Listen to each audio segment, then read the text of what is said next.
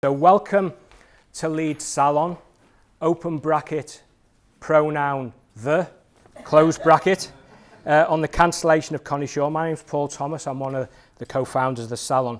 This is the third of 3 satellite events that we're doing for the annual Battle of Ideas Festival of Debate organised by the Academy of Ideas, which took place on Saturday the 18th and Sunday the 19th of October at Church House in Westminster. But check out the details on the leaflet for next year's event, which takes place on the 17th and 18th of October in London.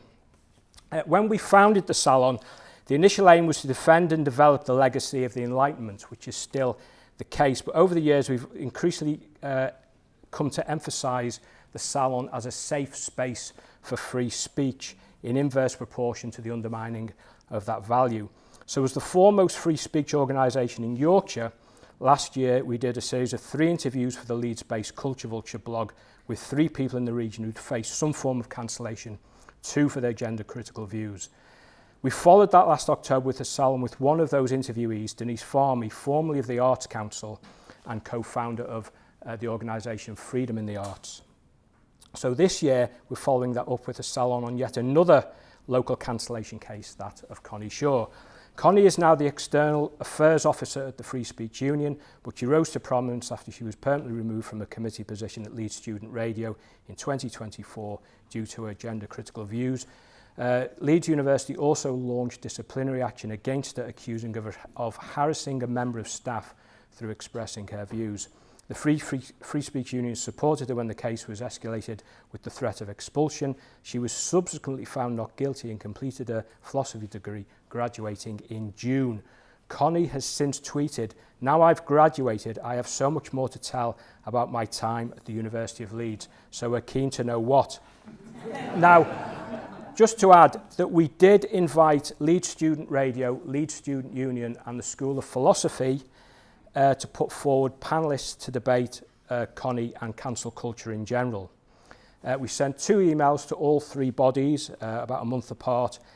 The only reply we got was from Leeds Student Union to say they had forwarded it on, but we didn't get any takers. If we had, we'd have used a different blurb, one that I sent to them, and we would have had up to 3 panellists to debate with Connie and to debate with the audience and to put their case. So draw your own conclusions, but we rely on our audience anyway to put our speakers under pressure. So if you have any disagreements, and I know that there's loads of agreement in this audience, possibly too much for a Leeds Salon, if you have any disagreements, please air them. Connie will talk for up to 30 minutes, after which we'll open up to audience questions and comments, in which we'll take several at a time before returning to our speaker. So over to you, Connie. Thanks for having me, everyone. It's really nice to be back in Leeds. I haven't been here since I graduated, so it's really nice to be back. I suppose it's probably quite strange to hear people still talking about the idea that I've been cancelled, because obviously I'm sat here and I've got a job and I appear on telly quite a lot. So people tried to cancel me, and as Toby said on Harry Cole Saves the West the other day, you want to be the wrong guy to try and cancel, and now I'd like to think I'm also a thorn in the side of the would-be censors. So I went to school in Suffolk, which is a very rural county. I was very lucky that my parents invested in my education, and I went to a private school, sort of middle road, middle class, very good academic private school. And for that reason, I think that the schools seem to be quite keen on sort of acknowledging our privilege. And especially after lockdown, there was a huge push to sort of be a mouthpiece for social injustice. And I very much bought into that. To be honest, I think that it was students like me who really drove that agenda at the school, especially after the murder of Sarah Everard in 2021. I was one of the co-leaders of the Feminist Society at school in sixth form, which we inherited from the year above us, and it was based on the consciousness-raising groups from the 1970s of the women's liberation movement. And it was really woke, and by that I just mean that the actual branding of it was this is an open discussion, not a debate. So the idea that we would have people sat there disagreeing and having quite tough conversations was not what we wanted. It was not the model, and which is fine. There were debating societies and things like that, but it really wasn't. It wasn't what I would want it to be if I was to do it again now. And I never questioned gender ideology. I think I remember the first time coming across the concept of being trans was probably when I was around 13, 14, and one of the YouTubers that I watched was a man who identified as a woman, was a really good makeup artist. And I think as a 13-year-old, I never realised that it was a man until he said, and it all became quite obvious looking back. But that was really the first time, and sort of by the time I got to the end of school, it was, I think there was a girl who identified as trans in nearly every year group. And I really bought into, I'd never read the arguments for and against. It was just a new thing. And I remember really enjoying the idea that I understood something that my parents and my grandparents didn't, and like these different terms. It was like an equation, so understanding that a trans woman who is attracted to another trans woman, they're actually both lesbians because trans women are women, and having to explain that to my parents, and that kind of gave me a sense of what I felt was quite a sort of authority, and I think that's what a lot of young people get out of this, is that they feel like they have a duty to explain something that is actually really complicated and doesn't make sense. But the first time that I questioned anything was when my school asked me to interview, so because I was a co-leader of the Feminist Society, the school had a podcast, it was the school's podcast, and they asked me to interview a student in my year. It was a girl who identified as trans, and in the interview it was really quite emotional. She was clearly very distressed and struggled a lot with her mental health in terms of just being happy in herself. And she said that her life expectancy was now 30 because she was trans. And she said how when she started identifying as trans, she wanted to reject everything that was feminine, but then also realised that she really missed wearing makeup. And so then decided that actually it's okay, I can still be a trans man who sometimes wears makeup. And I remember leaving that conversation thinking, I thought as feminists we were trying to move away from gender stereotypes, and why can't this person just be a girl who dresses in a masculine way and sometimes wears makeup? And then I went to university. I didn't really think about it much after that, and when you go to university I think it's a very common experience that you see symbols of gender ideology absolutely everywhere. The Pride Progress flags, pronouns on staff members' emails, pronoun badges that are passed around the union. And then also in my first year, eventually I started seeing the adverts for gender expression funds popping up at different unis, and people that I went to school with were sharing it on their stories and celebrations, saying, isn't this so great?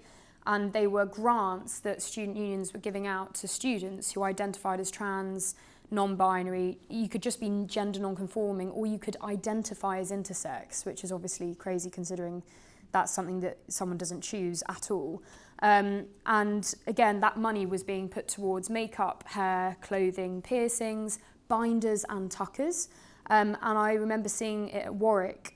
Someone posted something about it coming to Warwick, and I just thought, I really hope this doesn't come to Leeds. And lo and behold, a few months later, I got an email saying that we're now launching the Gender Expression Fund at Leeds University Union. And I remember speaking to one of my friends from school, she's called Lottie, and she's an academic, doing her master's now at King's College London. She's just launched the Free Speech Society there with our friend David.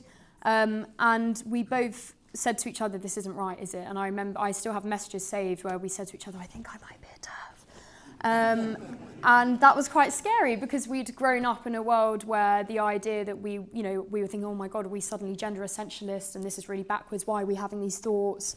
And it's really strange now because loads of my friends are lesbians and gay men, and now for some of them it's far more scary to come out as being a TERF than it is to be a lesbian or a gay man.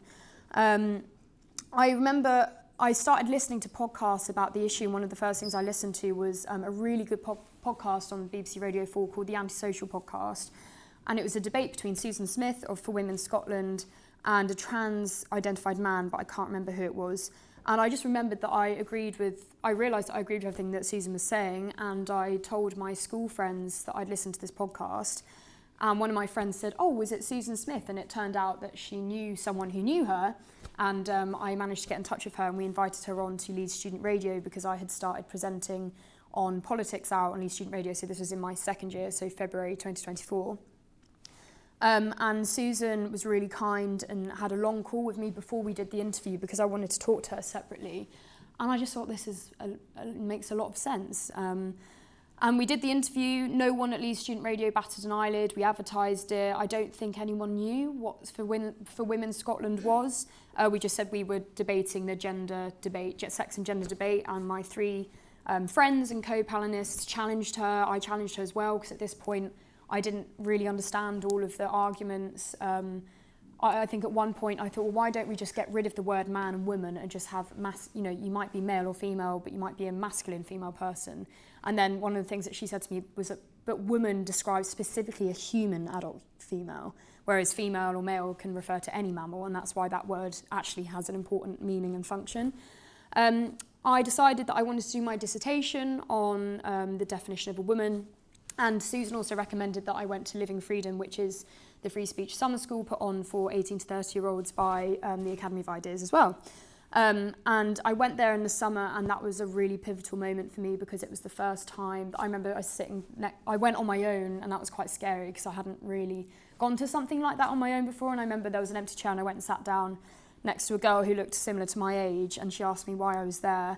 And I said, well, I think I'm gender critical. And she said, oh, another TERF. And it was so weird to meet someone similar in my age who was just so blasé about being a TERF. I was like, oh my God.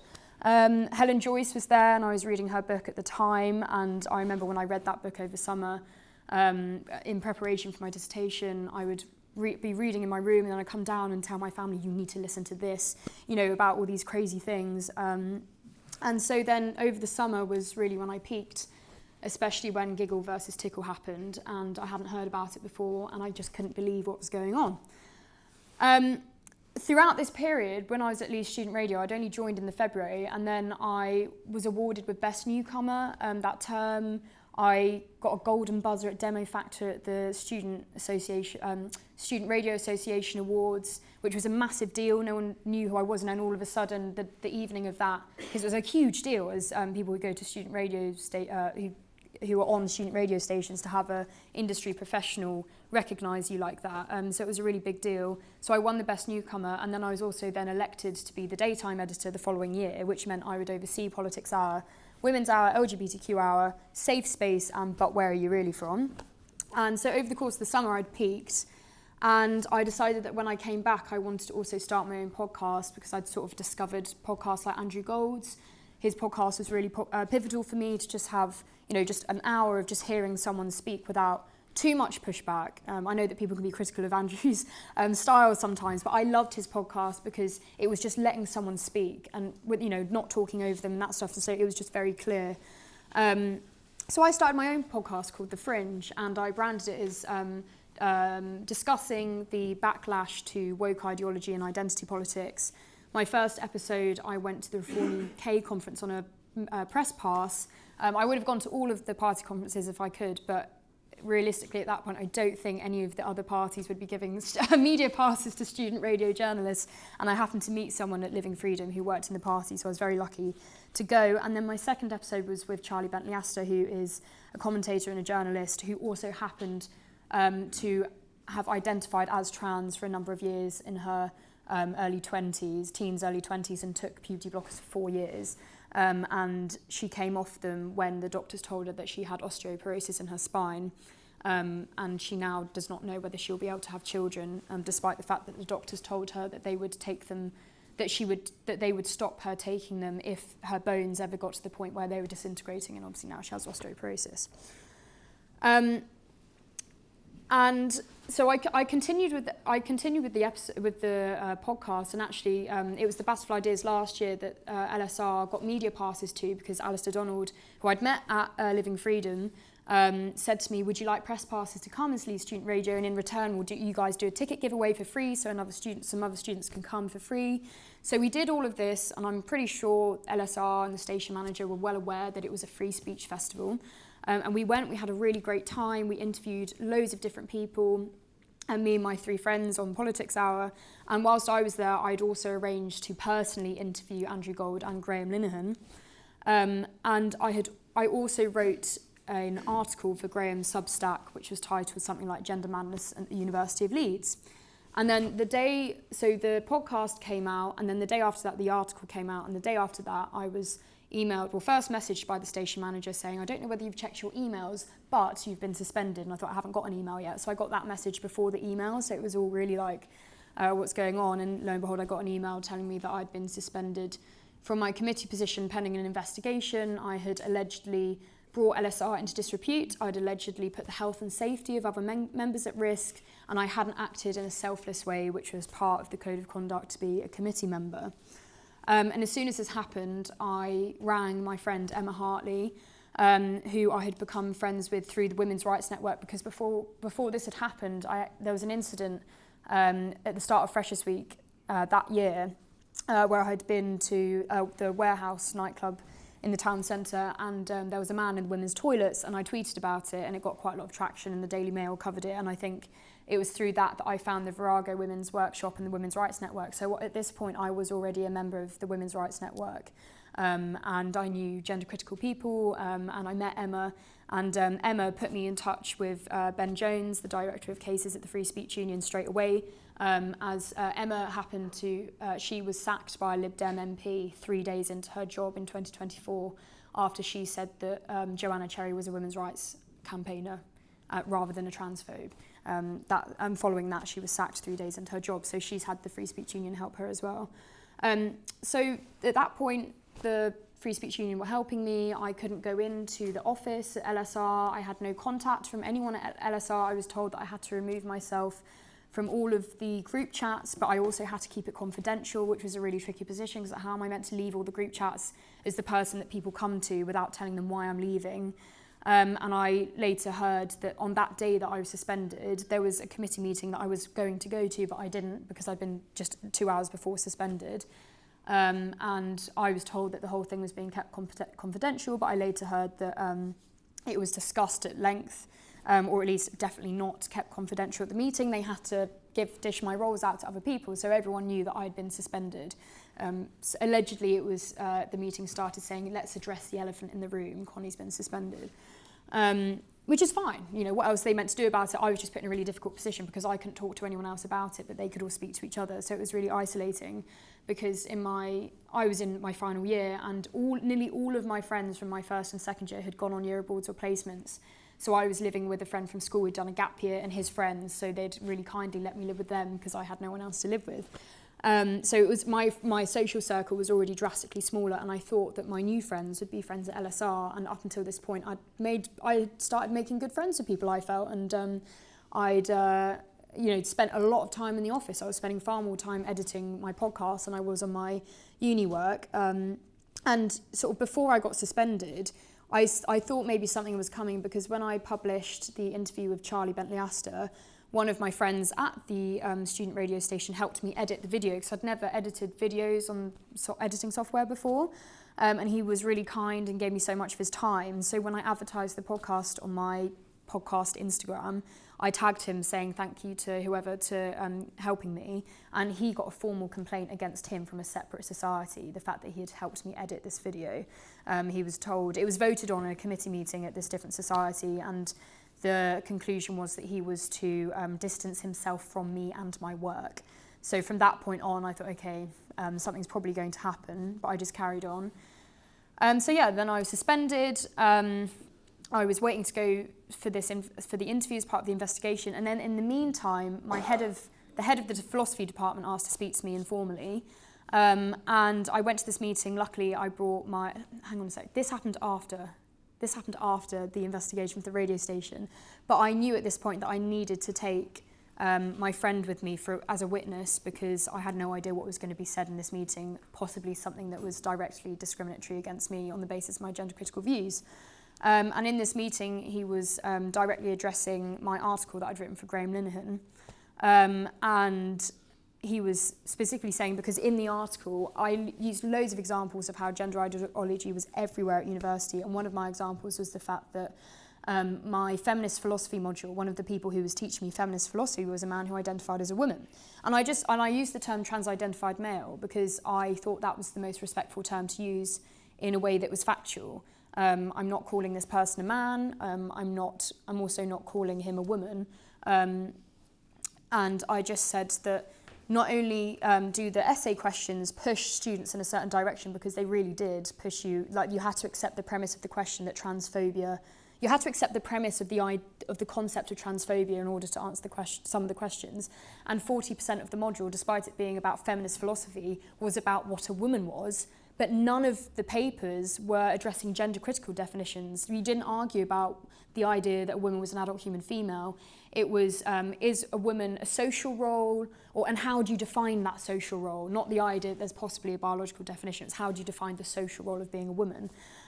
So I simply made the case that as a gender critical student, not only is half the module, 40% of the module on gender ideology, it's biased, there aren't any gender critical readings, the essay questions are pushing you in a certain direction, and the person marking your essay may well be someone who embodies that ideology, whose work, who I had read at this point, the first sentence of which in his book said trans rights are under threat. And I would argue that lots of his writing is, if it was to be implemented in society, would discriminate against people with gender critical views, and I knew this at the time.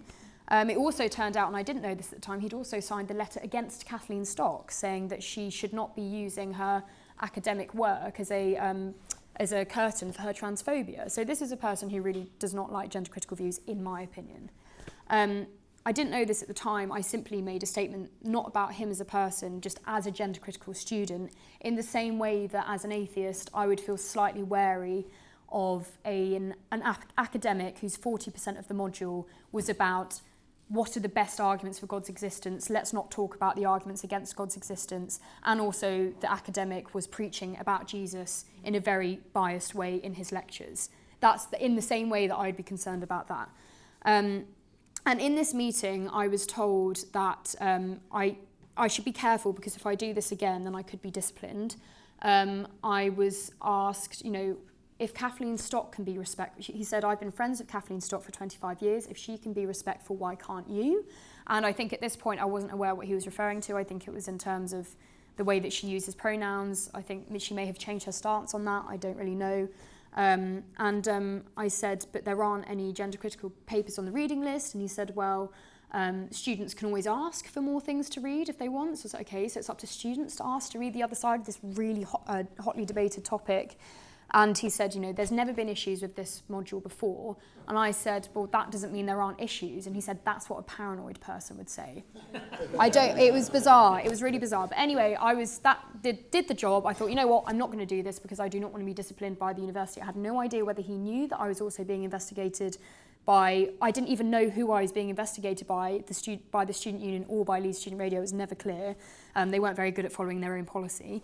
And so I just thought, well, I don't want to get into any more trouble, so I'm not going to touch this again. He said, I won't be the one to launch disciplinary action against you, but if you do something like this again, someone else might. So that was that, and nothing else happened.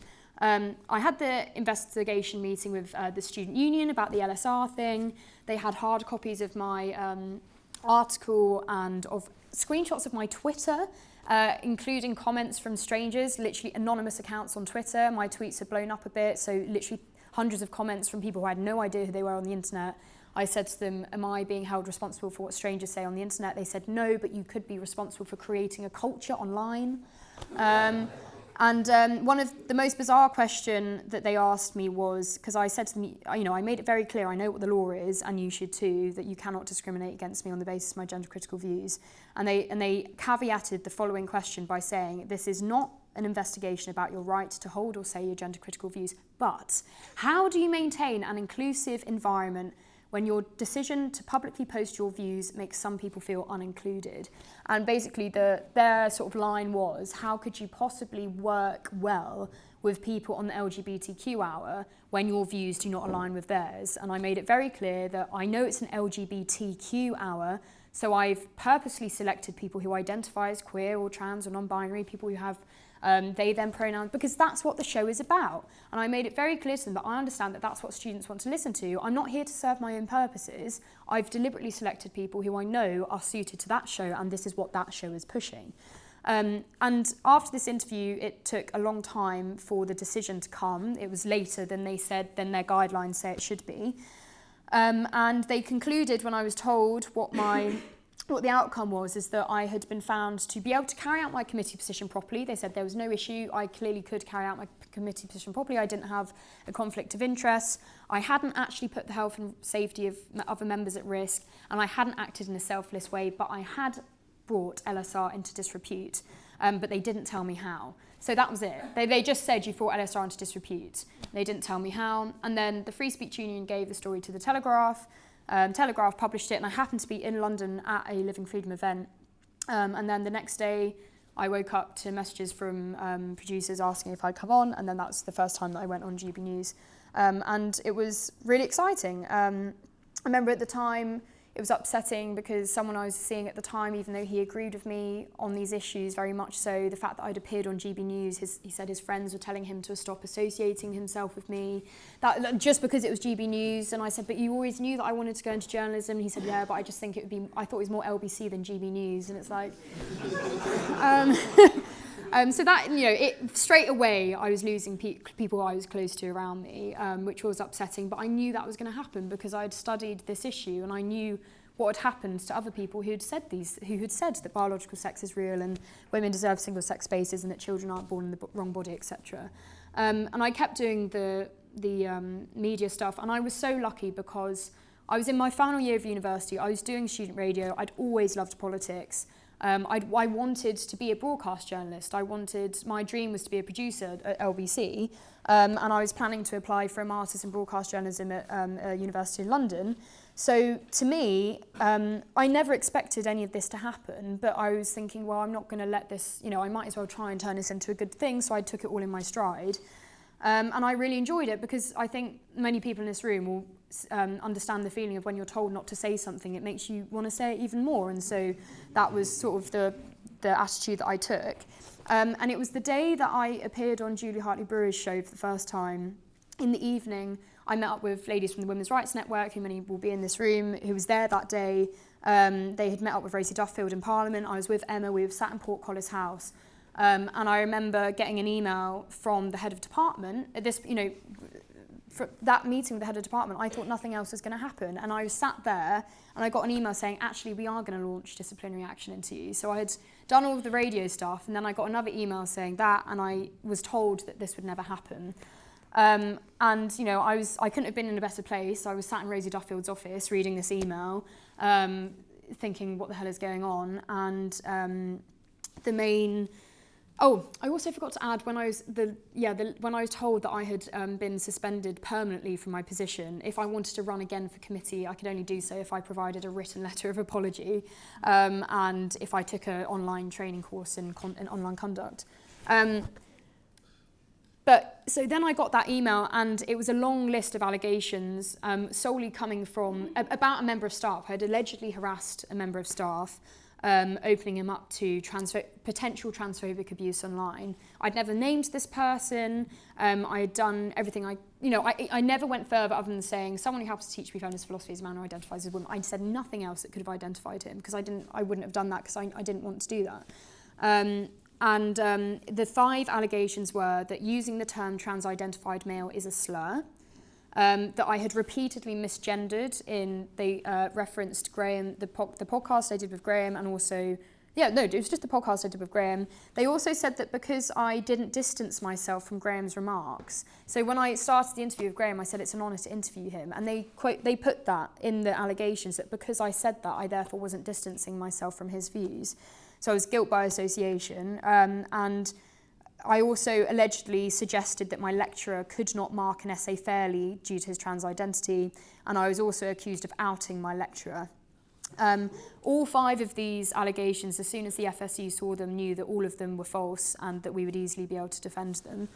And so this was just before Christmas, so I was going home. Work with my dissertation was ramping up. I had Christmas exams.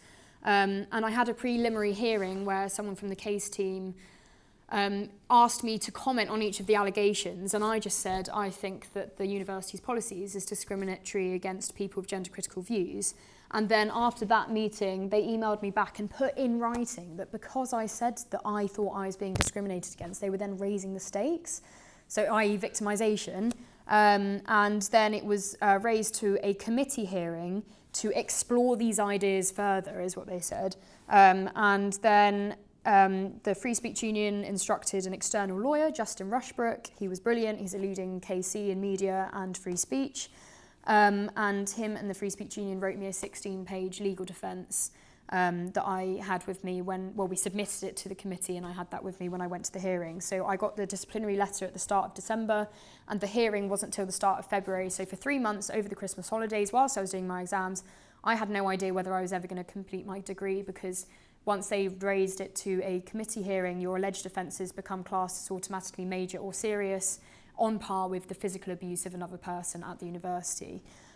Or damage to property and things like that. And so if you're found guilty, you could be suspended and or fined up to £500 or just expelled. So we didn't know what was going to happen. Toby Young sent a letter to the Vice-Chancellor asking her to call it off, that it was not only directly discriminatory against my gender-critical views, but I had been unlawfully victimised, the fact that they had said in writing that they're raising the stakes because I said I was worried about being discriminated against. And the Vice-Chancellor replied saying she couldn't get involved, but also that if Toby was in touch with me, could he let me know about the wellbeing support on offer at the university, rather than I'll make sure someone gets in touch with Connie about the wellbeing support. I was obviously never going to go to either the university or the student union for my wellbeing, considering they were both the ones going after me, and all of them signed their emails off. The whole process, everyone signing their emails off their pronouns. It's like a atheist being tried by evangelical Christians who signed their emails off with the Lord's Prayer or something, I don't know. So yeah, it was...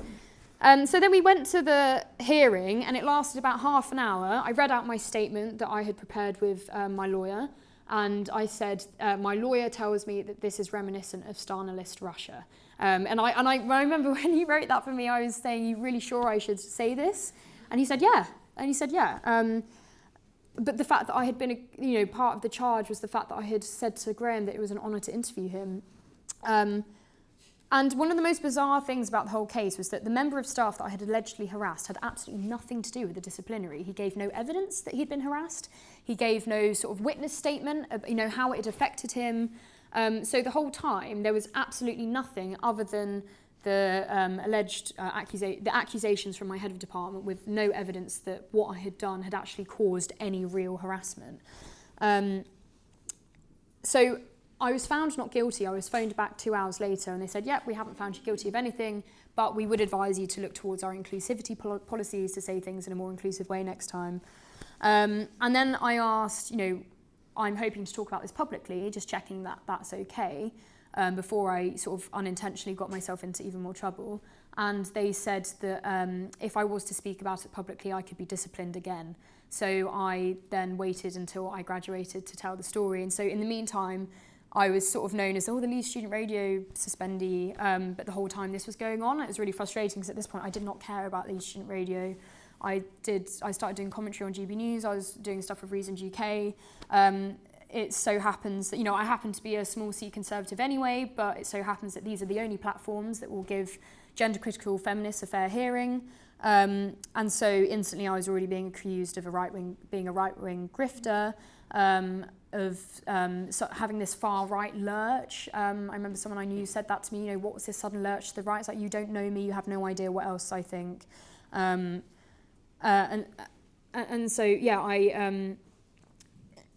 it was really weird, because I couldn't talk about it, but then as soon as I graduated, I could talk about it, and that's when I tweeted saying there's much more stuff I can say about this. And then I went back to graduated fine, had such a great time with ladies from the Women's Rights Network who came and celebrated me. It was such a lovely day. We got photos of our women's banners, and a couple of students who'd come for the graduation week to sit on a desk and campaign about Palestine, booed us as we walked around, which was quite funny. So yeah, and now I'm here, and I started working for the Free Speech Union in June. I have such a wonderful life. I'm so lucky that I am able to carry on doing what I love. And I'm also now working with GB News on the side as well. So everything has worked out extremely well for me, and I will always be so grateful to everyone who supported me. But that's why I find it strange to say that I've been cancelled, because it's almost the opposite of cancellation. And I'm very aware of how lucky I was and what perfect timing everything was. So for example, I'm sure many of you might have seen that at University of Cambridge. 3 of my friends, Thea, Sewell, Maeve Halligan and Serena Worsley, have just set up the Cambridge University's only women-only society. And Thea was cancelled in her first year, so she's just gone on into her second year. She was cancelled after Easter at the University of Cambridge because she owned 2 books, one by Helen Joyce and one by Kathleen Stock. One of her college peers saw that she had the books, decided to tell everyone that she was a TERF. This was her first year at university. And she speaks about this in Nick Wallace's article, she'd had a very traumatic few years as a teenager, having been a victim of a horrific sexual assault. He ended up being sentenced to 8 years in prison. Single-sex services are very important to her. So she'd gone to university after a really traumatic time, and in her first year, her friends knew that this had happened to her, and they managed to cancel her, and no one would speak to her. She would have no one to sit with at lunch. The college recognised how bad the situation was, so they allowed her to move rooms.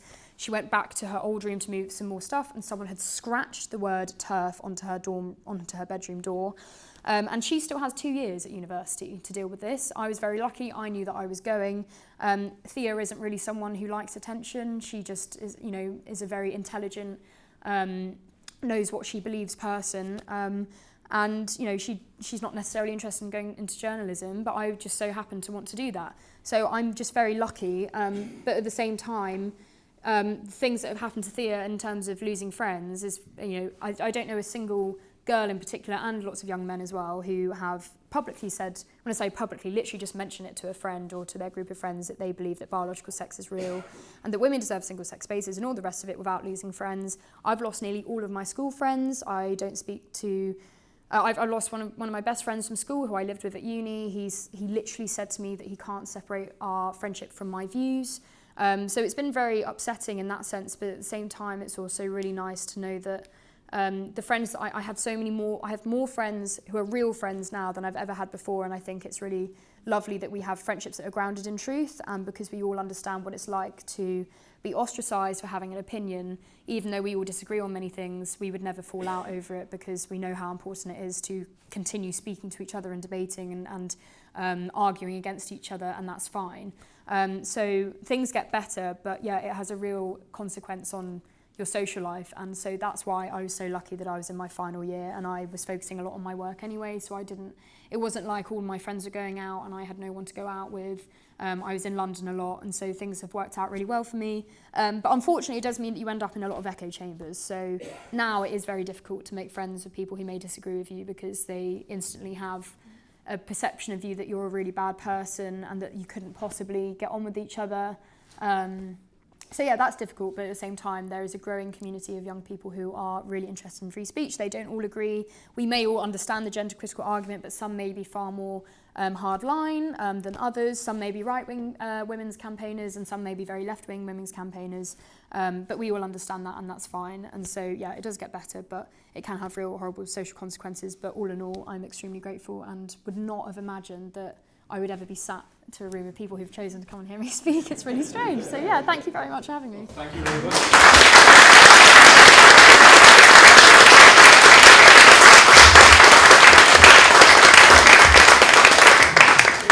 Half the room are new and half the room have been here before, so they know how it works. We'll take several questions or comments. Connie, difficult question. Sorry, I'm missing a really genuine difficult question. What can be done, if anything, in the present climate where, as you said, people are so polarised and they abandon friendships because people disagree about things?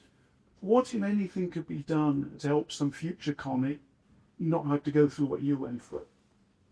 Okay. Yeah, not a million miles away. Firstly, you demonstrated that you behaved in an exemplary fashion in the last year and 18 months, and I can't think of anything to criticise you on. What you've done is tremendous, Connie, and inspiring for us and for other people. My question is just about Turf Island. There are various people like yourself, like for Women Scotland, various groups and my apostolate, people who fought back and changed the climate and affected the political climate and made it so that arguing some of the things that many people in this room believe. It's now acceptable to say things, that things have changed in the last 2 years. But at the same time, as you say, lots of other people are constantly going through this process still of cancellation, and the government's dragging its feet on bringing in new definitions around the EHRC, all sorts of things. And so what is the balance? Is it the end of woke, which unfortunately I think is a bit optimistic when, I don't know if like Andrew Doyle, but he argues that. Maybe that's a bit too far. But things have changed, but there are still lots and lots of problems. So what's the balance on that kind of debate? Okay. And people don't just have to come back on what Connie said, people can come back on what other people in the audience have said as well. Oh. Yeah, thank you. Thanks, Connie. It's really, really interesting. Brilliant. So just about the future, really, about young people and so I am seeing more young women join women's rights network, and I'm seeing more, I know Serena, she's fantastic. I'm seeing more women speak out, and men as well. So what is it that we can do as an older generation as well to kind of like support young people so that they feel they can speak out? Because you've got a career. Luckily, your career that you've ended up in was what you wanted to do anyway. But I'm very conscious that I'm almost retired. I don't have to worry about my career. So what can us older generation do in support? There's 3 questions that kind of revolve in one way or another around what can we do in a way. So I'll come back now to you before I go off for more questions. So the thing about your question about friendships, it is a difficult question, you're right. I think that it's going to take a long time to undo the mess that was caused by sort of the rise in identity politics, but specifically over lockdown. I was 15, 16 over lockdown, and I would have been the sort of person to probably cut someone off for not posting about, but I really did look down my nose at people who didn't post about Black Lives Matter. And I really saw it as my responsibility to do so, and I thought the people who didn't do it, they were not doing their responsibility as privileged white middle class people for not posting about it. I think it was really encouraging to hear Arif Ahmed, who's the free speech czar at the Office for Students, say how students need to be taught, come to university being ready to be shocked and offended. And I think that there almost needs to be a generation-wide intervention for young people about how to deal with views that they find offensive. And being in the sort of, the sort of circles that I hang out in, I'm not just going to events where I hear people that I disagree with. And that, obviously at university it was very much people on the progressive left who I disagreed with, but now going to things that are nearly, free speech circles do become echo chambers. Lots of them will be centre-right people who have been suppressed of talking about their concerns, and then in those circles you will actually come across ethno-nationalists. And that's really difficult as well. And they think things that many people would find extremely difficult to hear. And so I'm almost being challenged by the opposite side. And I think a lot of young people, they think that TERFs are the worst they're ever going to come across. And it's like, you need to have your eyes open. And I love talking to those. I like talking to ethno-nationalists because I think young people just need to be taught. If you cannot defend your own position and you cannot argue with someone defending your own position, then your position is automatically very weak. So just exercising, I think that universities should go much further and actually debate quite extreme ideas. I think that and realise that, and speak to people who have views that they would normally find abhorrent, but it's almost like I'm picturing sort of a social experiment where a really lovely seeming person, and they are seem like a really lovely person, come in. And they're, everyone thinks they're really lovely, and then eventually you hear what their political views are, and you're like, oh, so you can think these things, but also be a perfectly pleasant person to be around, and that, because I've witnessed that happen, where someone will think I'm completely normal, be getting on fine, and all of a sudden a topic comes up, and they're like, oh, you think that? It's like, yeah, so how have you, it's like even my friends who've cut me off, it's like, you have known me for 10 years, I'm still the same person I was before. I think genuinely, young people from school age need to be practicing getting along and not ostracized, and being taught that the worst thing you can do is cut people off, because if your aim is to prevent people continuing to think that thing that you disagree with, the worst thing you could do is cut them off, because then they're stuck in an echo chamber. So I think it needs to be put into curriculums, because otherwise we're never going to be able to reverse what's happened. But obviously the Higher Education Freedom of Speech Act, obviously this kind of ties into what you were saying, Jeff, about what can be done. It's all well and good having legislative change, but the cultural change is going to have to be so massive, and it is really difficult knowing how to deal with that. But I would start there. If I was running a university, I would set up a program that when we have to do compulsory sort of training in all of these other online things, I would make it compulsory for every course, especially in humanities, to have debates where they talk about really uncomfortable topics, and they have to do it. Just make them do it. Yeah. And then, Jeff, you were saying about Turf Island and what else can be done. I mean, if I've not misunderstood your question, in terms, we can now have the conversation relatively freely, but people are still being sacked and disciplined and losing their reputations. 40% of all of our cases at the Free Speech Union since 2020 have been gender-critical cases. 40%.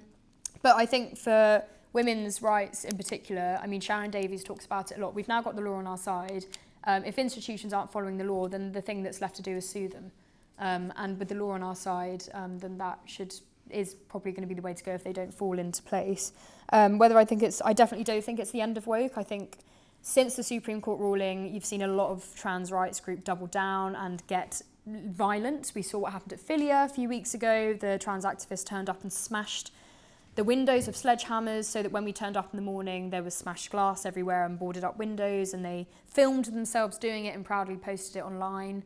I was at a trans protest on Saturday, interviewing people, and that was advertised as wear masks, don't talk to the police, and bring your rage. It's this really sort of, I think they're getting, because they've had their way for so long, I think they're now kind of combusting, and so I'm a bit concerned about that. So I don't think it's the end of woke. I think it's almost maybe a beginning of an even more... I mean, I don't know if anyone saw the video that Andrew Doyle released the other day about how violence has become normalised in trans activism. I think now we might see people doubling down and resorting to violence. So, yeah, I don't really know if it's the end of woke. I do think that... I don't agree with the title of the book. I don't think it's as simple as that, as much as... I think maybe we've reached the peak of it in a certain genre, but now we're going to see maybe even two more extremes. And also woke is, I do think there's such thing as right-wing wokeness as well. That this whole debate about what it really means to be English. I think it's a very interesting debate, but I think that also brings sort of identity politics again on the right, and that might not be very helpful, even though I think it's a very interesting debate about what terms mean, because I think that's how we've gotten into woke in the first place, this postmodern idea that there's no such thing as objective reality and that words don't really have meaning. And so in that way, I find the idea of what it means to be English and what it means to be British very interesting. How do we define these words? Because I do think things start to go wrong when you water down definitions, and that's what we saw with women's rights. And how can older people help? I think for me, one thing that frustrates me, and this may be really unfair because I'm not an academic at a university. I completely appreciate that there are many academics who would lose their jobs, or not if they lost their job, because hopefully they'd come to the Free Speech Union, we'd make sure that they didn't lose their job. But for their actual lives, it would be too much, it's not for them to take on this battle personally. But I remember seeing, there was a story in the Daily Mail about academics at UCL who were whistleblowing about the fact that the single-sex basis was still not being upheld. And in the article it said the academics didn't want it to be anonymous because of the fear of being villainised by their colleagues. And that annoys me. It's not necessarily their fault that the article said that, because the journalist may well have summarised what they said. And I just can imagine from a student who's gender critical, who doesn't know anyone else who's gender critical, who's scared of people finding out they're gender critical, reading that even their academics are scared of putting their name to something in case they're villainised. I worry that young people reading that in a paper is going to make them even more scared. So for people who really have nothing to lose, and I don't mean that in a you've got nothing to lose. I mean you're going to be retired, you may not have a job, you may be self-employed. It's not going to affect your livelihood. Putting your name to something is really important, and showing that you're not scared. For me, that's something that's really stood out to me that I wish could happen more. Although I work at the Free Speech Union, I completely understand why people don't do that. But I think that for young people, especially the young people I know who are beginning to say things publicly, they really need the academics on side, because they're, you know, after the Supreme Court ruling, thousands of academics signed a letter saying not in our name, that they disagreed with the Supreme Court ruling. It would have been great to see an academic, I think they're stupid, these letters, but I think it would have been great to see other academics sign a letter saying, actually, we support women's rights. And as a gender critical student, it would have been lovely to read the names of people who I think, oh, I know that person, I had no idea they were gender critical. Because actually, after the news came out about Leeds Student Radio, I had a few academics message me personally, email me personally saying they supported me, but it was all private. No one ever said anything publicly. Again, I know why they don't, and I'll always be extremely grateful for the private support that was invaluable to me. However, I know that there are, you know, the trans activist academics have been able to do it for so long. I just wish that I don't know, you know, the Free Speech Union exists. You may be vilified by your colleagues, but there are other colleagues. There are so many others who agree, but you're all thinking the same thing. So it takes one person to meet all of the others. And you know how academics will walk around with their Pride Progress lanyards. I would have loved it if I saw an academic wearing a suffragette thing, and I would have seen that and thought, oh my God, it's just knowing that there's someone there that I could have spoken to. And I think the academics that I did end up speaking to, it was by chance, and it was kind of like, oh, you're a TERF as well. And you know, we didn't mean to sort of inadvertently bump into each other at a women's rights event, and so it happens like that, but which is still great. But if that had not happened, I don't know if I would have known anyone within the university if they hadn't emailed me or something like that. So yeah. Right. More questions? Go on at the back. Well, thank you, Connie. I was one of those people that sent you a message of support, and I'm a member of the department that you did your degree in, and I think it's disgraceful how you were treated. And I want people in this room to know that, you know, not everybody in the department would behave towards you like you were treated. If I have a question, it would be, do you think there's any mileage in the Office for Students that you mentioned, Arif Ahmed and so on, taking any action against the University of Leeds over your case? Or is that not something you'd want to pursue? Yeah, Connie, perhaps a slightly existential question, but where do you think, purely within academia, within British universities, where do you think the blame lies, ultimately, for cancel culture being allowed to flourish, for the experiences you and others have had? Why has this happened, and who's responsible? Go on. Yeah, I'm just thinking about your statement that academics are afraid to speak out. A lot of people would reject that. You know, the universities, you know, your woke sympathetic academics, you know, just the mainstream commentators, the mainstream media, just reject that idea entirely, that academics are afraid to speak out. So what explains that? I mean, is that what's called gaslighting? I'm not really familiar with that, exactly how that term is used. Is that gaslighting? What explains that weird sort of alternate reality that's going on, or denial of reality that's going on? I've got a slightly off-reservation question, if I may, Connie. Just recently on social media, you've been mentioning the decline of Christianity as an influence in the UK, and suggesting that it's kind of left a void something that used to unify us when we disagreed on everything else was religion. I just wondered if you might want to pass a few comments on that. As another former academic at the University of Leeds, just to join the crowd, and someone that spoke out about this, and hopefully to some extent can't be funny, there are plenty of us that are wanting to do more. We've had our day in the sun, we've had our own cancellations, we've been through the processes ourselves. What more can we do for those of us that are warm and willing to talk about this? Okay. Right. I've got a question. You say that they said that your podcast and your interview and your article in it put people at risk. They later retracted the risk thing. Did they explain in what way it put anybody at risk? Simple answer is no. No, never. Yeah. Although I will say, so when we did actually appeal the decision to remove me permanently from Leeds Student Radio, and in the appeal outcome, they did overturn lots of mini things. They basically said, yeah, we didn't follow the policy there, or we didn't do it there either. And then like loads of these bits we pointed out, but overall they didn't overturn the decision. And in their response, they did explain how I'd brought LSR into disrepute, because up until this point they hadn't told me. And they said it was because in my article I included a photo of my poster of my face and name that was up on the committee wall at Leeds Student Radio that had my pronouns next to my name. I'd never asked for my pronouns next to my name. They'd never asked me what my pronouns were. But they still put she, her next to my name, so I have no idea how they knew what my pronouns were. But I just put it on there saying I wasn't asked, and this is like putting a religious symbol next to my name. That's all I said, and they said that in the end, was the reason why they removed me from my committee position. That's how I brought LSR into disrepute. The Office for Students, I'm not sure. It's going to be a while to see, because obviously the Higher Education Freedom of Speech Act in its current form only came into power on the 1st of August, so we've only a few weeks into term. Obviously, the Labour government decided to, it was one of Bridget Phillipson's first things she did. As soon as she got in feet under the desk, we're going to shelve it. It's the Tory hate charter. And then I think it was about 4 days before it was meant to be, the FSU were taking the government to the High Court for what we argued was an unlawful action of her as a parliamentarian. She decided to unshelve it and decided to water down bits, but then sort of pass the rest of it.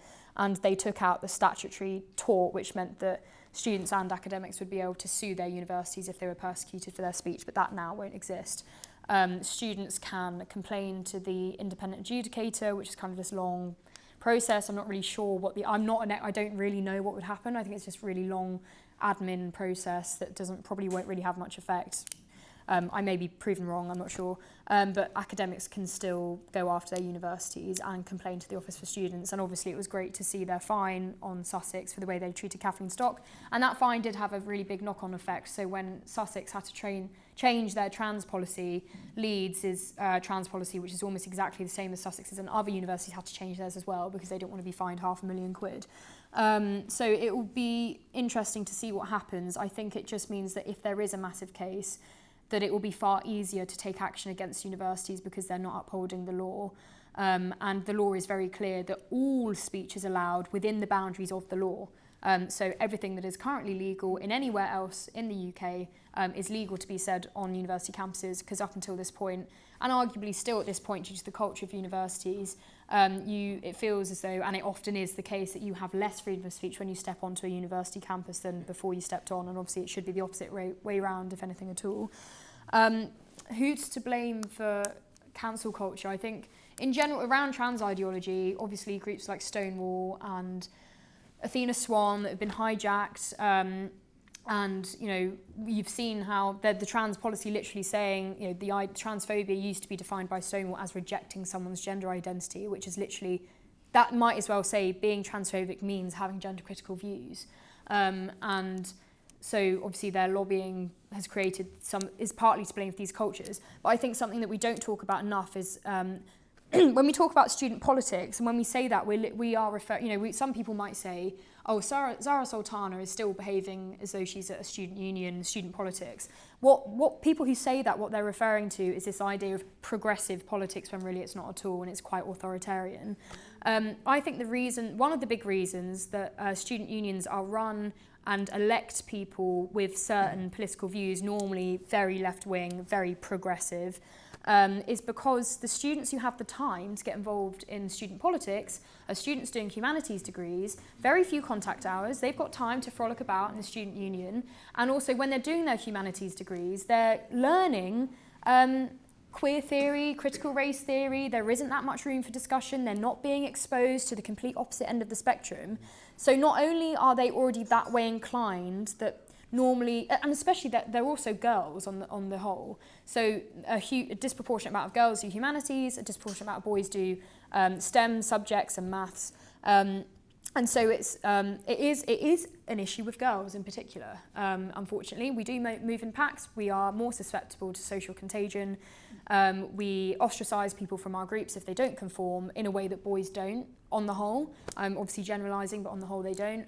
And so the sex imbalance and also the nature of those courses means that a disproportionate amount of girls who are doing disproportionate amounts of degrees that have very few contact hours. I had 4 contact hours a week in my final year. Obviously, I was supposedly there's the other 31 hours of the week I was meant to be in the library, but we all know that doesn't happen. And it's not really meant to either, because you are encouraged to get involved in student politics and take part in societies and play buck sport, which I was doing as well. So that's why they have the time to do it. So then it's perpetuating that as well, and they're the ones cracking down on free speech because that's the ideological makeup of their politics. I'm sure there will be lots of more centre-right people studying economics because it's less socially I don't know, actually, it may well be, but it's less charged by cliche, but essentially feelings and emotions, and it's actually what works and what doesn't, and this is about money and finances and things like that. And facts, 1 does not equal 0. They all know that in the maths department.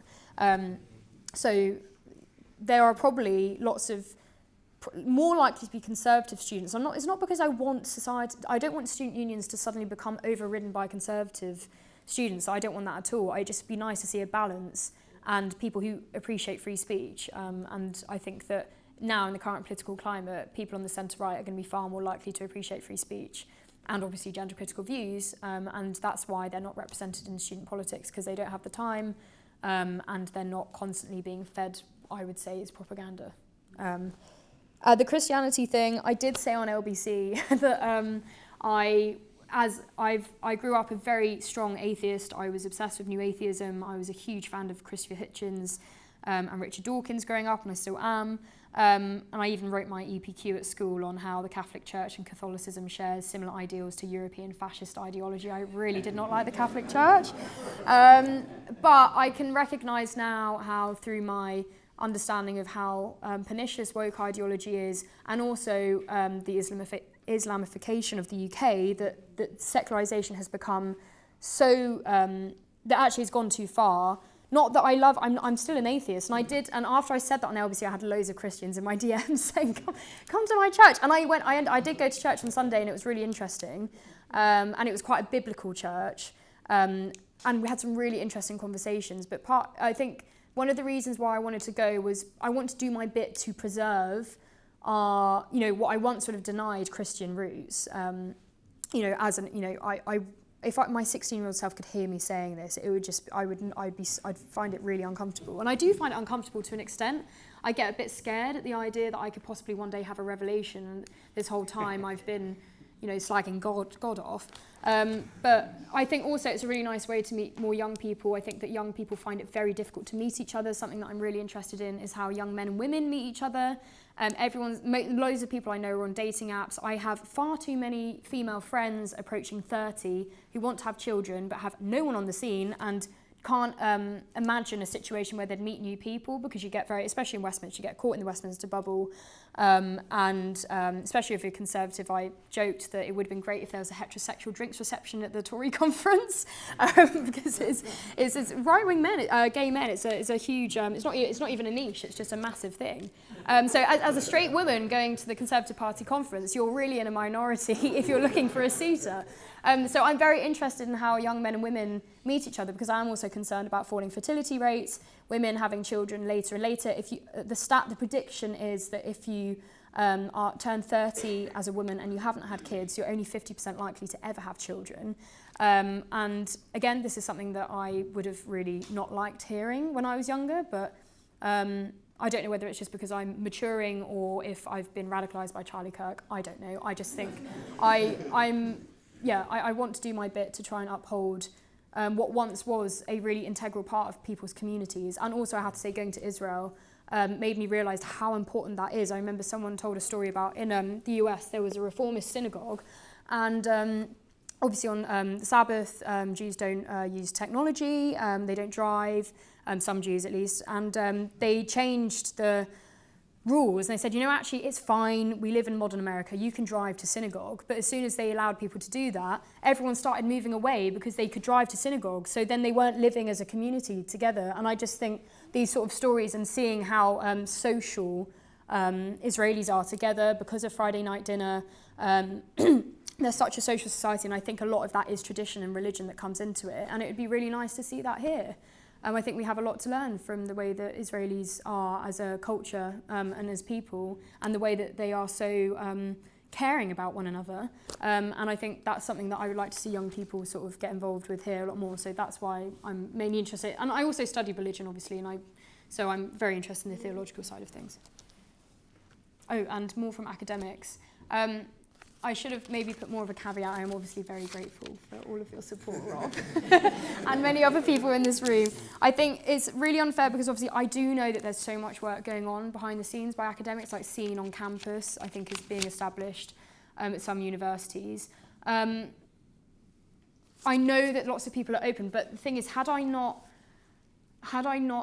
sort of entered this debate, I would have no idea that you were gender critical, Rob, despite the fact that you were already part of Leeds FF and things like that. Not that that means you're automatically gender critical, but someone who understands the importance of free speech and academic freedom. It would just be nice to have a presence that all students are made aware of on campus, and also so that not only the students who may need that community of academics that they know that they can have honest conversations with about this topic, but also so that the students who really don't like the fact that there are gender critical people on campus know that you're there to stay and that they can't just bully you off. Because I think that there are, that within days of the Cambridge Women's Society being set up, there's already a petition for people to sign to lobby the student union to not allow them to affiliate. And lots of students will be aware of that, and loads of the people who work at the student union are doing that. So I think that academics need to lead the way in being public about and having an actual presence on campus that isn't just for academics. Because I think that some of the networks at the moment are academics, but I think it would be great if they could be. I know there are barriers to it about being, you may not be able to get yourself published in the newsletter that goes out to students every week, that there is a network of gender critical academics that you may want to go and speak to. Because I know there is for other ideas. There's LGBT networks that students can go and speak to, but that doesn't exist in the student union.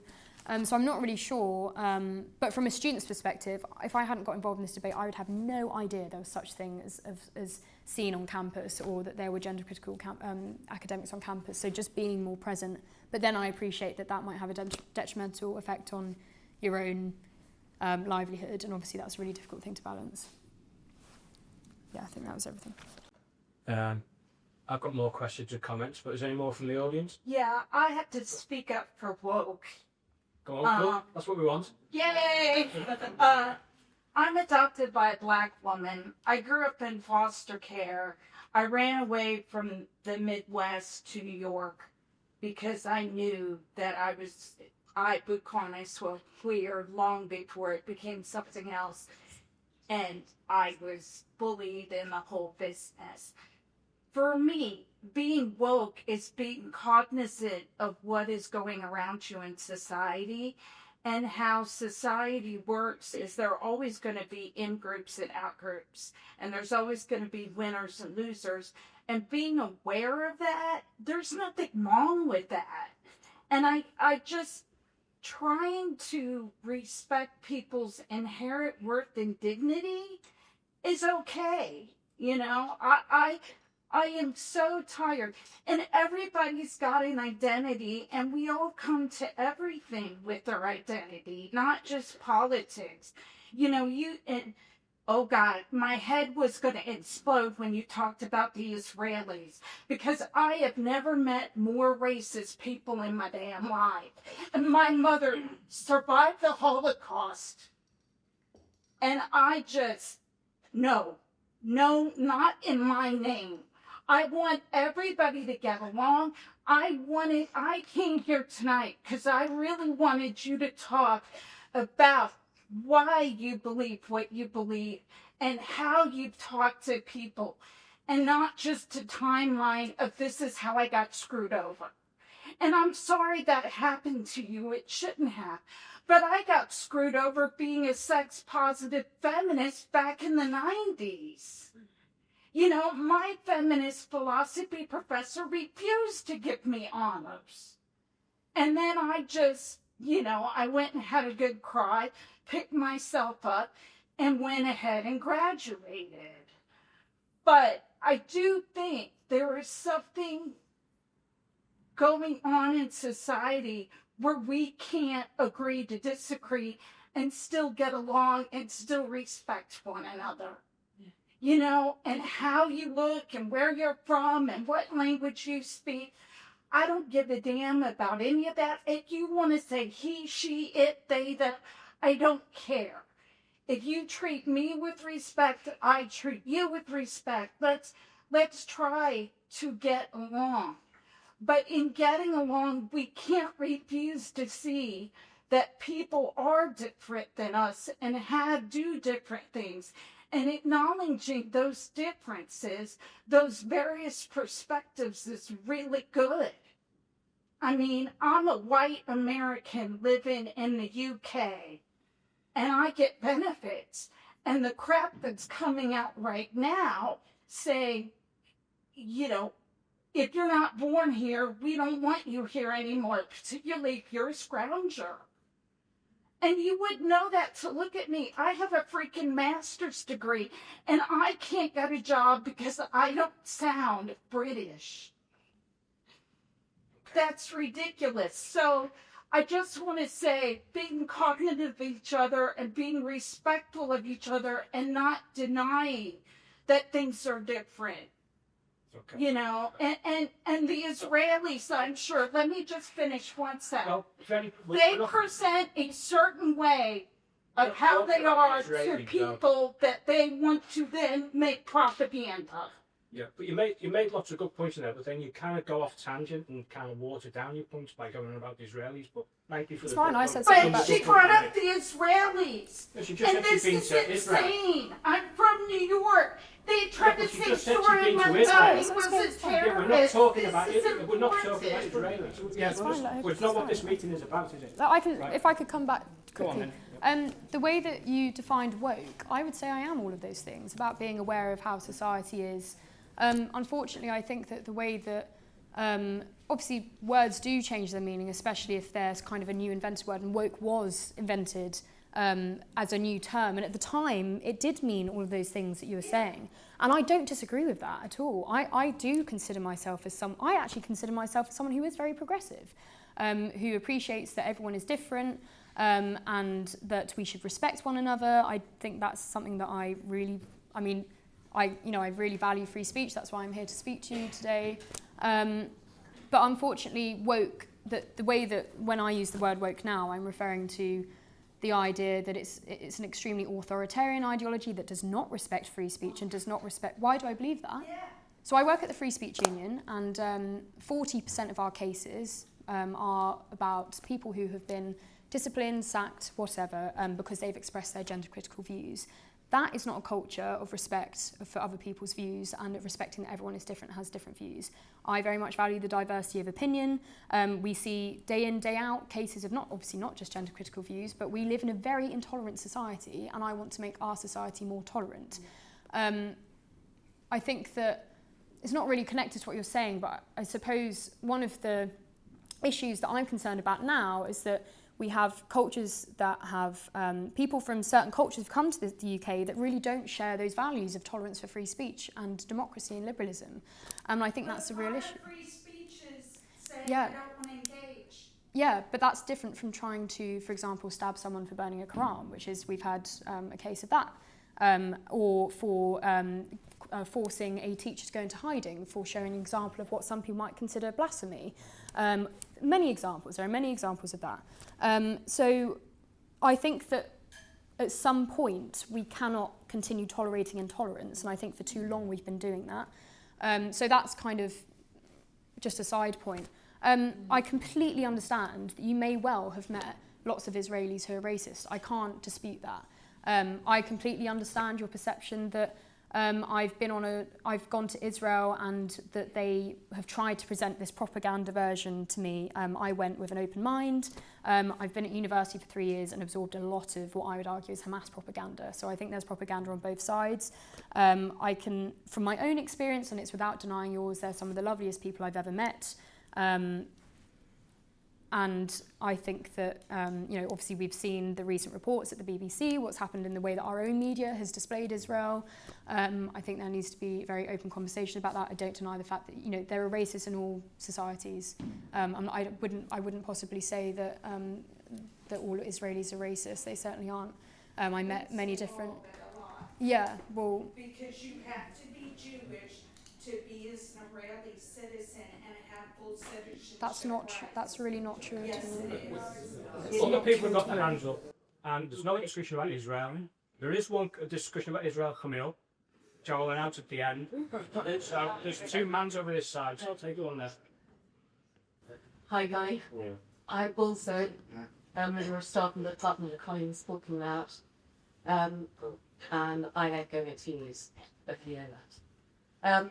That's not my question is, given that you diagnose the problem, and I don't disagree, with us being in a society where we have lost the ability to agree to disagree, and so we demonise people with whom we disagree, no matter how potentially moderate their views are.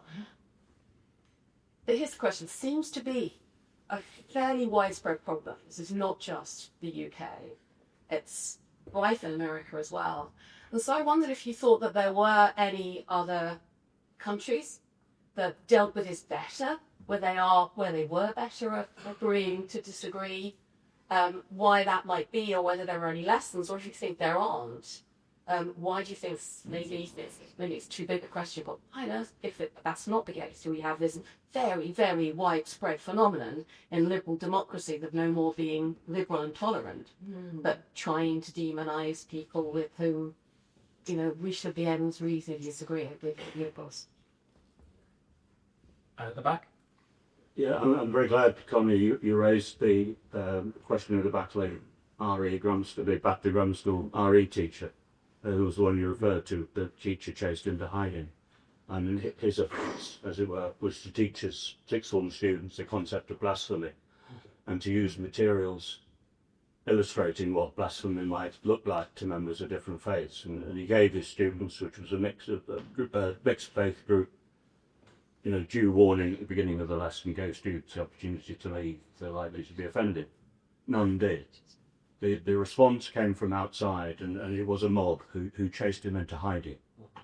And then there was the incident at Caththorpe High School as well in Wakefield, which was in some ways even more disturbing. The RE teacher from Batley is still in hiding. As a retired RE teacher myself, I feel quite strongly about it. And I've taught some of the lessons to the one that he taught. And I understand what lies behind. He was trying to say to his students, this is the kind of society we live in. These are the kinds of views that you will encounter. And this is how these views are expressed. You might find them difficult, you might find them offensive, you might find them enraging. We have to learn, we have to find ways of coping with them, talking about. We need to know what people think and how they think in order to be able to engage with their point of view fully. And there are a number of things there are two main things that worry me, and I'll just stick with these at the moment, it's enough to be getting on with. One is that unless we can agree across the whole of our society that those are reasonable objectives or reasonable thoughts for an educator to have in mind, then we risk increasing balkanisation in our society, increasing rise of very narrowly defined enclaves developing. The other problem is that demonisation calls out demonisation. In opposing something which is monstrous, and the behaviour of the mob around Batley Grammar School was monstrous. That there is a risk we become those of us who oppose it, there's a risk we become monstrous ourselves in our attitudes, which is also a threat to freedom in a way. So I'm sorry, those are big topics at 8:20, but I wanted to tell any comments on Paul Miller's. Go. Okay, there's a hand up next year. Go on. I have a quick question. Thank you, Connie, for giving us what to me was a riveting account of what you underwent, and a very self-confident account. And I mean that in a positive way. I thought my question is, did you always sort of think in your bones that you were going to quote unquote win, or were there some really sort of dark nights of the soul where you just didn't know where it was going to end up? Okay, there was hands over here. Yeah, sorry, another academic. I just wanted to make maybe some parallels between the kind of people that you were saying that the minority students who find themselves elected to represent the Students' Union, and on the counter side, the main union that represents university and college lecturers, the UCU. I speak as a former departmental UCU representative, and as you probably know, the UCU have denounced the Council report and used some very specious arguments and are very aggressive in their campaigning. But I'd say the vast majority. So I'm told that the UCU branch at Leeds is the biggest in the country. It represents a minority of lecturers, and those who do attend the Congress, annual Congress, is represents that with a smaller minority of activists. Yeah. There's another hand in the back. Go on. Oh, hello. Just a couple of short questions. The first one is, can Connie tell us if the podcast that you recorded was ever broadcast, and if so, can somebody put the link up on your website? And the other one is, I saw an item about the kind of questions and subjects that I'm a graduate of the philosophy department, and though I wasn't quite sure whether they're still teaching. From the department that was the leading exponent of Cartesian philosophy in the 1970s with Professor Geach. Do they still teach you Descartes, Kant, Hume and Wittgenstein? Yes. Wittgenstein, no. Not true. There's a bit of Einstein. I stand corrected, we're in the same department.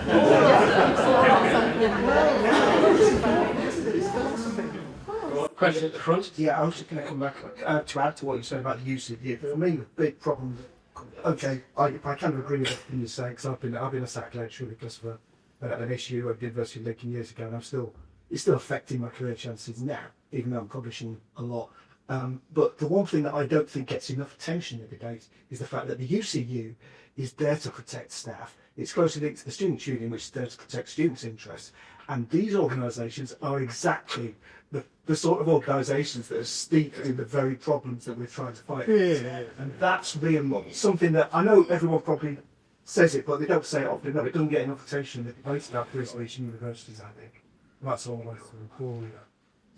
Right, out of all the questions I put, there's our American friend over here raised a really good point, which I want you to definitely come back on, which is there isn't woke just about being aware, because I think that's a really important point. What's the problem with that? I also had a final question, which is, you said that when you're told not to say something, it makes you want to say it more. Was there any element of all this in which you were just causing trouble?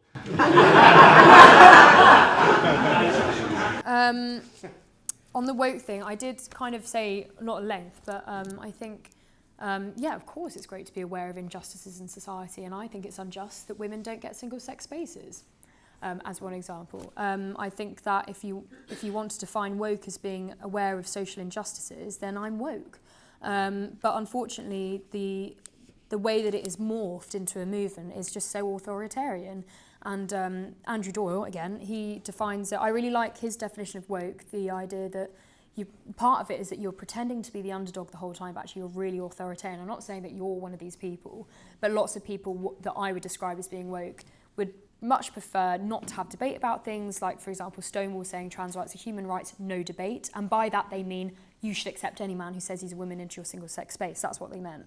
And then Konstantin Kissin also says how it's just an obsession with victimhood ideology, which is one of the reasons why I find it quite uncomfortable. You also raised the point, how you just got on and graduated. I think I did that as well. If I wanted to sit at home and cry about it, I wouldn't have gone to the FSU and put my story in the Telegraph and carried on talking about it. I would have just shrunk off back to my box and gone back to Leeds Student Radio in a very awkward situation where everyone knew that I'd been suspended. That would have been really upsetting and lonely, but actually my life is far better having stood my ground and graduated at the same time. And that's what what I think woke, that's the opposite of being woke. You know, I don't want to claim that I'm a victim. That's why I don't say that I've not been cancelled. They tried to cancel me and I haven't been cancelled because I resisted it. Like Toby said the other day, be the wrong guy. Don't let them cancel you. So yeah, I think that's what woke is, no longer just being aware of social injustice. That word now does have a different meaning in the way that it's used. It's about these authoritarian people who want to cancel other people for having conversations. On the other countries question, I'm not really sure. I think obviously a lot of this, you know, America sneezes, the world catches a cold. We have inherited a lot of this from America, and also sort of the way that social media exploded over lockdown with George Floyd and BLM. And I think I don't really know that much about the situation in other countries about campuses. I obviously know that there are issues with the way that Donald Trump is dealing with free speech on campuses. It's almost like a counteract the things that have happened over the last few years with woke ideology on campuses. And now we're seeing people losing their jobs for not being sad enough about Charlie Kirk's murder. Like, it is obviously both ways. So yeah, I'm not really sure. I can't claim to be an expert enough on how other countries have dealt with it. I think a lot of the reason why one of the reasons why it's quite bad in Britain is because we have very good manners, we're polite, we don't like talking up when we see things go wrong, we pretend we haven't seen anything. Obviously, when you really do that, we end up with horrific industrial scale scandals, and it's something that we probably need to improve on. The point about us becoming monstrous in response to monstrous things, I worry about that a lot, and I think that there are, one of the panels at the Battle of Ideas is, are we going to have a civil war? And there you can see people on social media getting really angry, and lots of the questions when Charlie Peters was on one of the panels, someone asked, where are all the British men? Like, why are they not standing up and doing something? So I think it's a human instinct to want to stand up and do, because lots of people feel that they've been talking about this for so long that no one has listened. I'm not necessarily a reform supporter at all, but having reform means that the Overton window has shifted, and frankly, without Elon Musk, we would not have this conversation about the grooming gangs. So at least now, whoever is in government has to listen to people on this, and hopefully, I mean, that's all they ever had to do, was to listen to people's concerns and act on it. And that's how you prevent people getting monstrous. People have been talking, Christopher Hitchens was talking about why the word Islamophobia was dangerous 20 years ago, and no one listened, and it was like a prophecy, and he was right, and look where we are now. And that's why free speech is so important, because if you can't air your concerns, then obviously no government's going to act on it. But now even the Labour government are doing things that the Tory government, the idea that they're going to be publishing certain stats about crime at the end of this year, and they're the ones, even though they didn't want to and they had to be dragged to do it, they're the ones launching the national inquiry. They have no choice but to act, because I think even they recognise that if they don't do something, then there will be serious unrest. And actually the fact that there isn't serious mass civil unrest in Britain is symbolic of how civilised we are, because frankly I think the British people have been a bloody lot. Have been mugged off multiple times. So the fact that there isn't far more widespread serious unrest, I think, is a testament to our nature. So hopefully we never get to that point, but at least now they have no choice but to address these things. The pub thing, it's obviously really difficult, especially when you have people who don't just believe in certain ideologies but embody it. It's often the case with, when Helen Joyce said how, the parents of children who identify as trans will be the ones, they're like the Japanese soldiers, they will go to their grave arguing that it was the right thing to do to put their kid down a medical pathway and cause them to go through irreversible changes, because if they admit that it was the wrong decision, then they have to admit that they have changed their child irreversibly for the rest of their life. And so often it's very difficult when you're around people who have gone through that change, and I do think it is a cult, and they have been convinced that to even tolerate other people's views, and even the idea that you should respect people who have gender-critical views and you can't exclude them, especially since it is the law that you can't discriminate against them, they have been fed a lie that their lives are going to be, horror stories just by tolerating other people's views and other people's rights. So it is really difficult, and I feel for you in that situation. were there dark times? Not really. And it kind of links to were you causing trouble? I think that when I saw the lengths at which the student union were going to, and then the university. I mean, there was one time when I cried, and that was when, after Christmas, when I was in the middle of doing my essays, when I got the email telling me after the preliminary hearing that they were raising it to a full-blown committee hearing. I did cry because I was worried, what have I done? Like, maybe I am going to get expelled. But then I just thought, well, the FSU, I know that if they expel me, then that will be even worse for the university. I always knew that the I had such confidence in the FSU, which everyone should, by the way. I think, obviously, you know, we can't help all cases, and there are some cases we turn away that aren't free speech issues, and we can't always help. But on the whole, especially with gender critical cases, I know that they're so brilliant that I knew that it was going to work out. Whether I thought I was causing trouble, I think I had seriously peaked over summer. My mind had been blown. I didn't really care what people thought of me. And actually, one of my friends, the other day, we were doing Vox Pops at the Battle of Ideas, and the question was, why does free speech matter? And he said, you know, before I said what I thought, lots of people liked me, but I didn't really like myself because I knew I wasn't being honest. So now that I'm honest about my views, it doesn't really matter if people don't like me, because at least I can be happy with myself. Like, how can you sleep at night pretending to believe something that you don't? And so, yeah, that was kind of the attitude that I took. And I think the thing that, I think one of those reasons is that the first thing that really piqued me on the whole issue is what was happening to children to gay children. And I had always been extremely passionate about gay rights at school, and because there was a lot of homophobia, not that much, there really wasn't that much, but at the time, growing up in a very sort of progressive environment, there was what I considered to be a lot of homophobia, and my mum had always been very clear to me and my brother, whether you're gay or straight or whether, I'll always love you. Like, very lovely. I never had anything to worry about, but it was drilled into me so much as a child that you always accept people, no matter who they love and all the rest of it.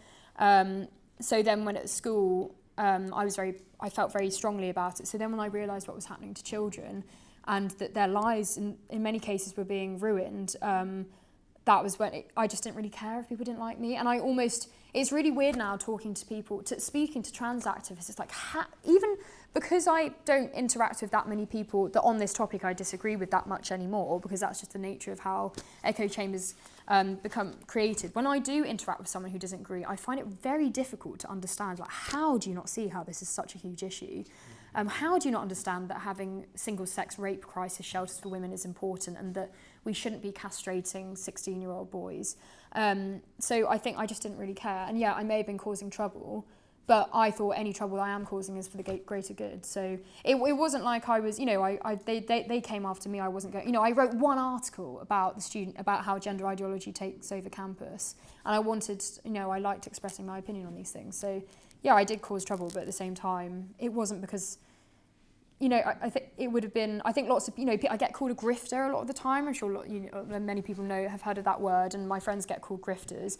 And it was so funny the other day, because one of Thea's friends, who has no idea, this is the thing, like, they don't understand the topic, and one of them said to her, good luck getting a job after this, and she was like, that's so weird, because normally people say the opposite, and that I'm a grifter and I'm just doing this to try and get noticed or something like that. So yeah, I knew that I was potentially shutting loads of doors. I had no idea that I'd end up doing these things. So if I was causing trouble, then it was only to my own detriment at the time. I had absolutely no idea that it would end up being a good thing. Yeah, and then the UCU, I feel for you guys. It's horrible. Jay Grady is an interesting character, I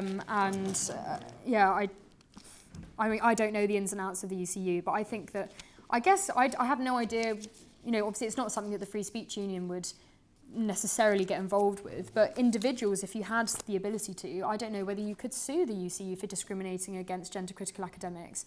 I don't know if there is something like that you could do. The fact that they denounced the Supreme Court ruling and said that trans women were women, how could that possibly be a representative or democratic thing? Like, there must be someone out there, there must be legal grounds to take action, but at the same time, some of these institutions are so corrupt that it's almost like you can't deal with it at all, you just need to start from scratch. Maybe, and that's why it's great that AFAF exists. But obviously they're not. I assume the UCU is an actual trade union. Oh, it is, yeah. So it's very. It's not. Yeah. I'm in the FSU. I regard that as a trade. Well, yeah. That's my yeah, exactly. Yeah. Useless. There's much use as a chocolate flag. Really. Yeah. And I mean, well, you mentioned Stalin earlier. We had the British Academy, which is a big organisation, obviously in universities. And they've just done, there's a woman called Beatrice Wedder who did a lot of stuff, but she wrote a book with her husband called Soviet Communism, which said, oh, it's wonderful, this Soviet communism, and Stalin was running it. And she famously said that if you want, about people being carted off to gulags, she famously said, you know, if you need to make an omelette, you've got to break a few eggs. British Academy last year named their biggest room at their headquarters after her. So the fact that nobody noticed apart from me is kind of nice. I think it's kind of like symptomatic the level of the problem with all the cases. We're out of time. The link to my podcast, I think, is still on my bios and on my X. It's still available. You can still listen to it. And then I mean, I never checked the curriculum thing they do according to the academics. I never really took those modules because I was far more interested. And maybe this is a shame. And I've said before, I'm really not. I think we should be reducing the amount of people who go to university, and I'm not the ideal candidate who should have gone. I went to uni and to Leeds specifically because I wanted to have a good time. It wasn't because I was obsessed. It wasn't because I was obsessed with philosophy. As I said, I spent far more time doing other things. And to be frank, I did. You know, I put a lot of effort into my dissertation because it was something I was extremely proud of, and I think, you know, it'd be a shame if any student wasn't. But, you know, I did sort of. I've always been academic, I suppose, but I've always worked very hard, but I wasn't set on getting a first. I knew that I'd much rather have experience and get a good 2-1 than spend all of my time to get a first. So yeah, I think that it would, in an ideal world, if this is just from my own experience, it would have been good to have more. I didn't have to take Western philosophy, and I think looking back now, if I could do it again, I probably would have. Because I can't really, you know, I did philosophy of sex and relationships in my final year and things like that, and they're all really interesting, but now going into sort of lots of people who commentate on politics really do have a very strong knowledge of political philosophy, and I think that by the time I ended up doing harder modules, when I did do political philosophy, I hadn't taken the harder modules in my first and second year, so then I didn't have that grounding. So yeah, I wish that I'd taken some harder modules, but at the time, I probably picked things that I knew that I'd enjoy and find easy because I was playing netball and doing student radio and all of the rest of it. So, yeah. Okay. Well, thank you very much.